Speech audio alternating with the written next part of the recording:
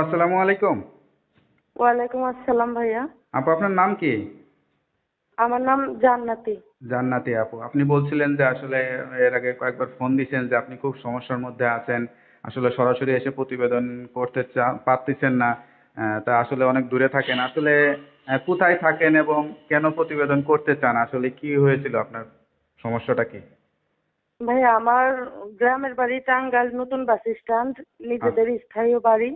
জি। আর আমার কোনো ভাই বোন নাই, আমি বাবা মার একমাত্র সন্তান। আমার মা একটা স্কুলের টিচার ছিল, জি। এখন মাটা অসুস্থ। আমি এসএসসি পর্যন্ত লেখাপড়া করছি, করার পর আমার ওই বিয়ে দিতে চাচ্ছে। তো যেই বিয়ের কথা বলতে আসে সে নানান রকম দাবি ধরে। আমাদের আচ্ছা। ভাইয়ের নিজস্ব বাড়ি ছাড়া অন্য কিছু নাই যে আমরা যৌতুক টৌতুক দিয়ে বিয়ে বসতে পারবো। মা বাবা আছে? প্রতিবেদনে না, শুধু মা আছে। বাবা নাই? না না, আমার উম, বাবা মারা গেছে অনেকদিন আগে। আপনার কোনো ভাই বোন নেই, আপনি একাই? হ্যাঁ, আমি বাবা মার একমাত্র সন্তান। ক্লাস ইন্টার পর্যন্ত ইন্টার পরীক্ষা দিয়েছিলেন? জি না ভাই, এসএসসি পরীক্ষা দিছি আমি। আচ্ছা আচ্ছা, পাস করছিলেন? হ্যাঁ, আপনাদের 10 জনের 1.5 বছরে যাক। পাশ করছি। তা এখন কিভাবে দিন কাটে আপনার? এখন দিন কাটে টুকটাক। মা তো স্কুলের টিচার ছিল, মাই জি। এতদিন সমস্তটা দেখতো। জি। এখন মা অসুস্থ, চাকরিটা আর করতে পারে না। এখন আমি টুকটাক ছাত্র ছাত্র পড়াই।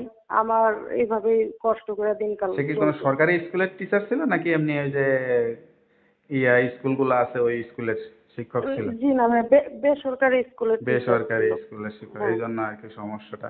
তা এখন আপনার মার জন্য আপনি চিন্তা করতেছেন নাকি মা আপনাকে নিয়ে চিন্তা করতেছে? মা আমার জন্য চিন্তা করতেছে ভাইয়া, কারণ আমার তো পৃথিবীতে মা ছাড়া কেউ নাই। জি জি। মা যদি মারা যায় আমাকে দেখার মতো কোনো মানুষ নাই। তো আমার মা যেহেতু, চাচ্ছে। আল্লাহ না করুক, তারপরেও আপনার যেহেতু হুম। অভাব সংসারে বিয়ে শাদী এখন তো করতে হবে, বিয়ে শাদীটা ভালো একটা ছেলে হাতে তুলে দিলেই হয়, আপনি কি সেই চিন্তা করতেছেন যে বিয়ে করতে হবে বা কি, নাকি সহযোগিতা চান মার জন্য আসলে? জি না ভাইয়া, মানে আমার চিন্তা ছিল আমি আরো লেখাপড়া করব। তো জি। মায়ের চাকরিটা চলে যাওয়ার কারণে, অসুস্থতার কারণে আমি আর লেখাপড়া, মানে মা আমার আর কলেজে ভর্তি করাইতে পারে নাই। এখন আমি সাহায্য তো সহযোগিতা চাচ্ছি না। আমি একটা ভালো বড় মনের মানুষ চাই। আমি খুবই কষ্টে আছি, খুব দুঃখে আছি ভাই। আমার বাবা নাই। আমার 6 বছর বয়সে বাবা মারা গেছে। আচ্ছা আজকে মা। 13-14 বছর ধরে বাবা মারা গেছে। খুবই কষ্টের ভিতরে আছি। যদি একটা ভালো মনের মানুষ চাই, কোনো দয়ালু, প্রবাসী হোক বা দেশি হোক, কোনো দোয়ালি যদি একটা ভালো মনের মানুষ আমার পাশে এসে দাঁড়াইতো, তাহলে আমি জীবন সঙ্গী বানাইতাম। না সেটাই, একটা আসলে আপনাদের তো সংসারে একটা পুরুষ মানুষ এখন বেশি প্রয়োজন। তা আপনি একটা ভালো ডিসিশন নিছেন যে আসলে বিয়ে করে একটা জীবন সঙ্গী। তা কিরকম, মানে আসলে দেশি প্রবাসী তো বুঝলাম, মানে সেটা আসলে কি চাকরিজীবী চান নাকি আসলে কিরকম, যে কোনো কর্মজীবী হলেই হবে? হ্যাঁ, যে কোনো কর্মজীবী, বয়স বা চেহারা এগুলো আমার কাছে কোনো ম্যাটার করে না। বয়স সময়ের সাথে সাথে বাড়বে, এটা স্বাভাবিক বিষয়। জি জি। আর চেহারা আজকে আছে কালকে নাই। সাধারণ একটা জর্জারি হইলেও চোখের নিচে কালো হয়ে যায়। তো জি। আমি চেহারা আর বয়স দিয়ে মানুষ যাচাই করি না। একটা সুন্দর ভালো প্রকৃত মনের মানুষ চাই, যার মনটা ভালো, যে কখনো আমাকে গরিবের মেয়ে দেখে অবহেলা করবে না, নিঃস্বার্থভাবে বন্ধুর মতো আমার পাশে দাঁড়াবে, এরকম একটা মানুষ চাই। যাক, তা আপনি এই যে এত বড় হয়েছেন, কোনো প্রেম ভালোবাসাটা সেরকম কোনো কিছু হয়েছিল নাকি জীবনে? না না ভাই, ওইগুলা করার সময় পাইনি আসলে। আসলে। মায়ের কথা ছিল যে মন দিয়ে লেখাপড়া করো, তোমার বাবা নাই, মানুষ যাতে বলতে না পারে যে তোমাকে খারাপ ভাবে মানুষ করছি। সেই কারণে আমি লেখাপড়া করে এসএসসি পরীক্ষায় গোল্ডেন A+ মার্কসও নিয়ে আসছি। টাকা পয়সার অভাবে আর কলেজে ভর্তি হতে পারিনি। আর প্রেম ভালোবাসা তো অনেক দূরের কথা ভাইয়া, ওগুলার কোনো টাইমই আচ্ছা পাইনি। আচ্ছা। যেহেতু আপনি ভালো রেজাল্ট করছেন, দেখেন প্রতিবেদনে আছেন, কেউ যদি পাশে দাঁড়ায়, যদি লেখাপড়া করার সুযোগ হয়, লেখাপড়াটা অবশ্যই চালিয়ে নেবেন। আর নামাজ কালাম পড়েন তো? জি ভাইয়া, আপনাদের জি। দোয়ায় আমি 5 ওয়াক্ত নামাজ পড়ি, তাহাজ্জুদের নামাজও পড়ি। যাক। আর যা বলতেছেন সেটা তো আপনি একদম সত্যি কথা, আপনি মিথ্যা কথা কোনো বলতেছেন না তো? কারণ মানুষ ভাইয়া এখন আমি প্রতারিত হইতে হইতে মানুষের বিশ্বাসটা উঠে গেছে, সত্যিকারের অসহায়গুলো আসলে মানুষ বিশ্বাস করতে চায় না, সেটার জন্য জানতে চাওয়া আর কি।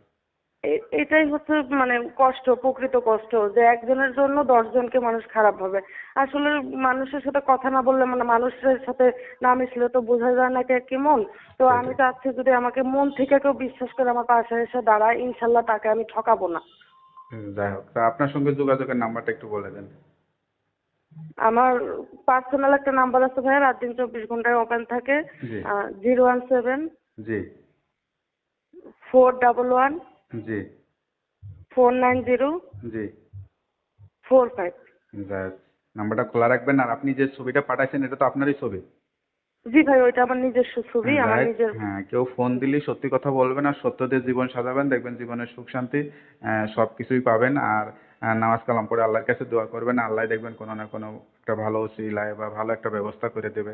আর যারা দর্শক আপুর কথাটা শুনলেন, অবশ্যই কথা শুনে তার ঠিকানায় গিয়ে যোগাযোগ করে তার নাম্বারে কথাবার্তা বলে দেখা সাক্ষাৎ করে যে কোনো আপনারা ডিসিশন নিতে পারবেন।